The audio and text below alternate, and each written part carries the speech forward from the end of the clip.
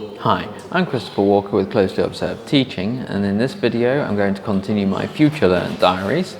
I'm going to be looking at a 3-week-long course run by St George's at the University of London, and it is called, and I'll have to read this because it's a mouthful, Global Health Governance, Addressing Globalization and Health Inequities. So let's take a look.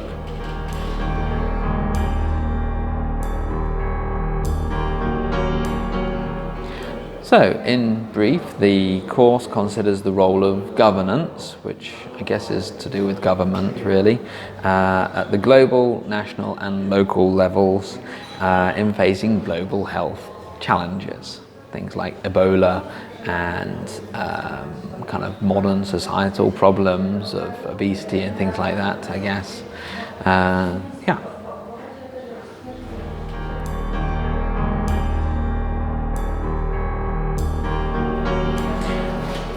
So what about the level of difficulty on this course? Well, the course was moderately difficult. It assumes some prior knowledge of how healthcare systems and services operate, and you also need quite a lot of concentration to be able to move from one step to the next, because the language used is a little bit too obtuse for my liking. There's a lot of uses of the passive, and the points that they're trying to make don't always sink in that well, certainly not as well as they should do.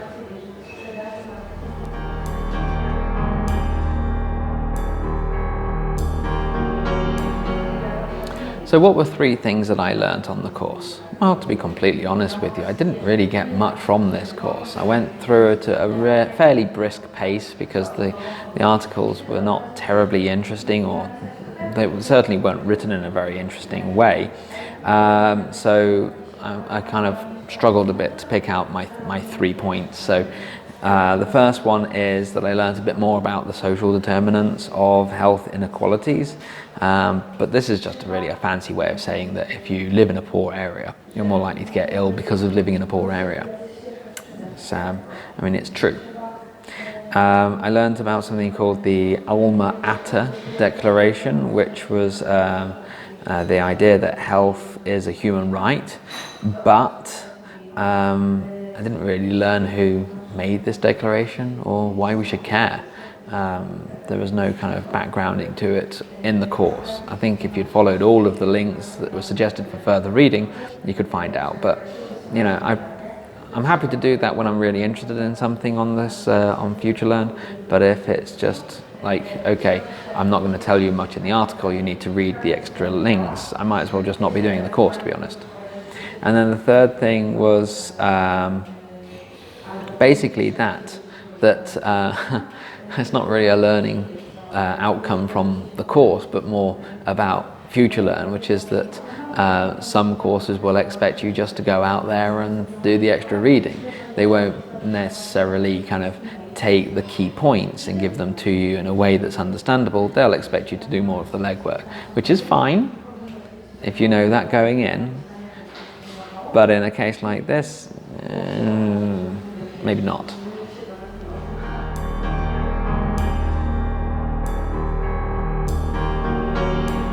So for EFL teachers, is this teachable? No, not really. There's just too much obfuscation. I'm going to read you a paragraph from the very first step on the course. Tell me if you think that you can make something of it. So here we go. There has been an increasing recognition by politicians, academics, and others concerned with global health of the importance of the multiple factors, and then in brackets, determinants, underlying health and the interaction between these factors and individuals and populations across the life course.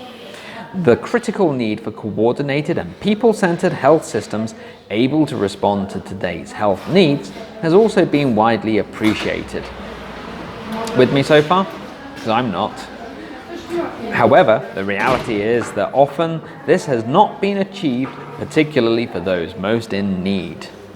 Now, what are you supposed to get from a paragraph like that? And remember, this is right at the start of the course. There's just too much obfuscation. It's just passive after passive. You've got this thing, recognition by politicians, academics, and others concerned with global health.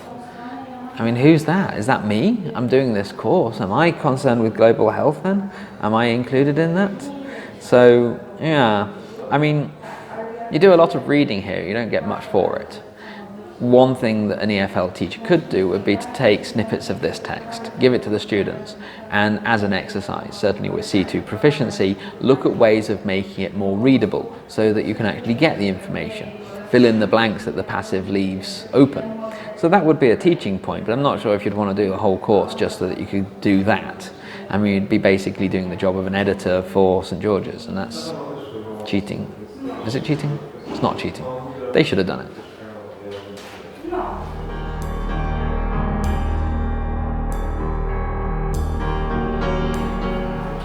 So, what about presentation? Videos, articles, and sequencing. Well, I think there's one or two quizzes, but the majority of the course was just article after article. There were no videos, 0 videos, not even an introductory video from the presenter saying who they were, who St George's was, why St George's cares. Now, when you consider that some of the courses here on Coursera, some of the courses here on FutureLearn, maybe they have a limit to their resources. But, I mean, look at me. I've got a gimbal, I've got my mobile phone, I've got a lavalier microphone, and I'm making you this video.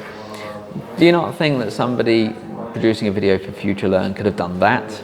Just to say, hi guys, welcome to the course. If you have any questions, leave them in the discussion board, have fun.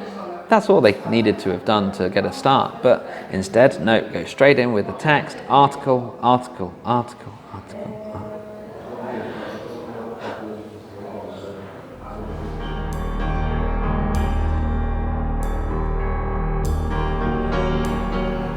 So what about the interactivity then? Discussion boards and quizzes, things like that. Well, one commenter said it all after they'd read one of the steps. They said, I think I will have to read more and think more before I can say I have reached a conclusion.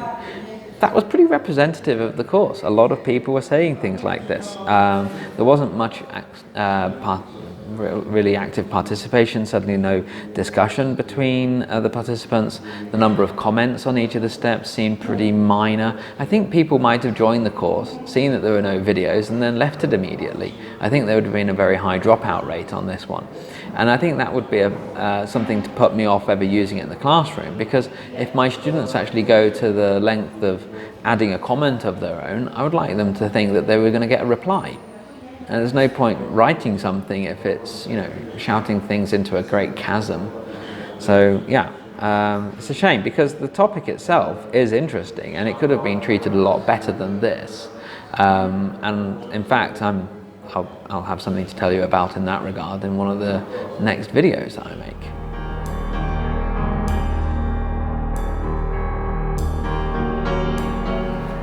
So on to the grading then. My grade, 1 star. I've done much better courses than this. It only took me a day or so to get through all the content.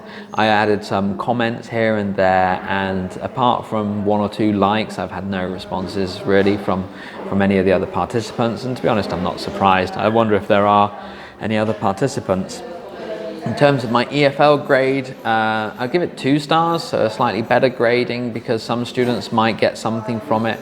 They might, like I say, be able to look at how to make the text more readable, but they would need to be about C2 level, something like that. So that's going to be a bit of a struggle for a lot of the students that I've got. It was a struggle for me sometimes to get to the heart of what was actually being said. So I think it's going to take a very committed and high-level student to get anything from this course.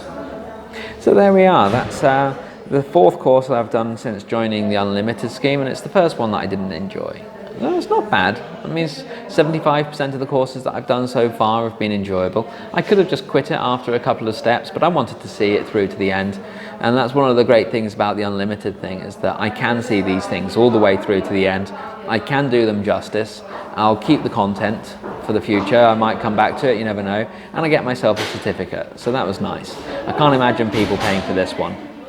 If you like this video, please think about liking and then subscribing to the channel. That would really help me out. And if you want to support me as I continue my FutureLearn diaries, then do think about buying me a coffee. There's a link down in the description. It's getting really noisy here. This is the hallway outside of Proper Coffee here in Bielsko.